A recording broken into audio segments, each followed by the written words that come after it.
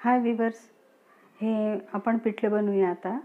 तर ह्यासाठी मी एक वाटीभर बेसन घेतलेलं आहे, अर्धा टोमॅटो घेतलेला आहे आणि हे कांद्याच्या पातीचे मुळं देठ तोडून घेतलेले आहेत आणि मिरच्यासुद्धा चिरून घेतलेल्या आहेत. तर बघूया आपण आता पिठलं बनवूया. आता इथे मी पॅन ठेवलेला आहे आणि त्यात आपण थोडंसं तेल ओतून घेऊया आणि हे बेसन आपण त्यावर भाजून घेऊया.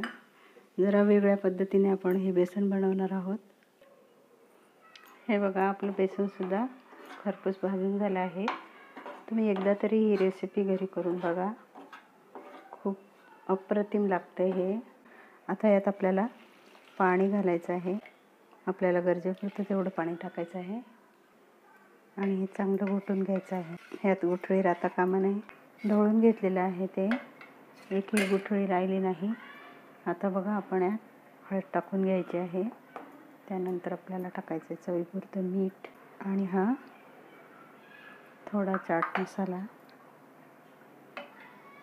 हे सर्व मिक्स करून घ्यायचं आहे.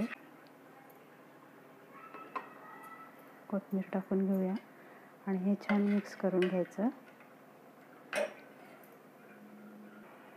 आता इकडे मी पातेलं गरम करत ठेवलेलं आहे. त्यात आपण तेल टाकून घेऊया. आपल्याला कढीपत्ता टाकून घ्यायचा. तर ही चिरलेली मिरची.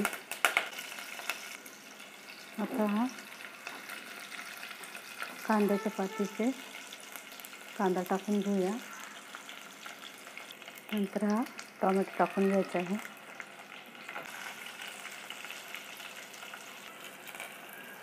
बघा, आपलं सर्व जिन्नस छान फ्राय होते.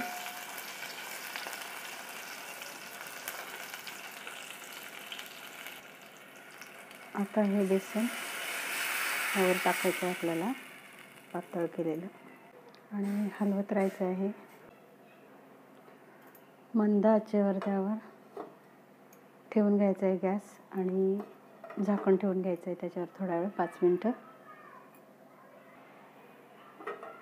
अधूनमधून उघडून असं ढवळत राहायचं, खाली लागू नये म्हणून किंवा गुठळी धरू नये.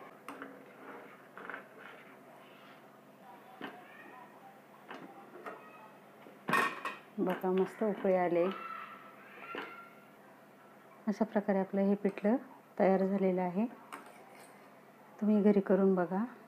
आवडल्यास लाईक करा, शेअर करा आणि सबस्क्राईब करायला विसरू नका. थँक्यू सो मच व्हिडिओ पाहिल्याबद्दल.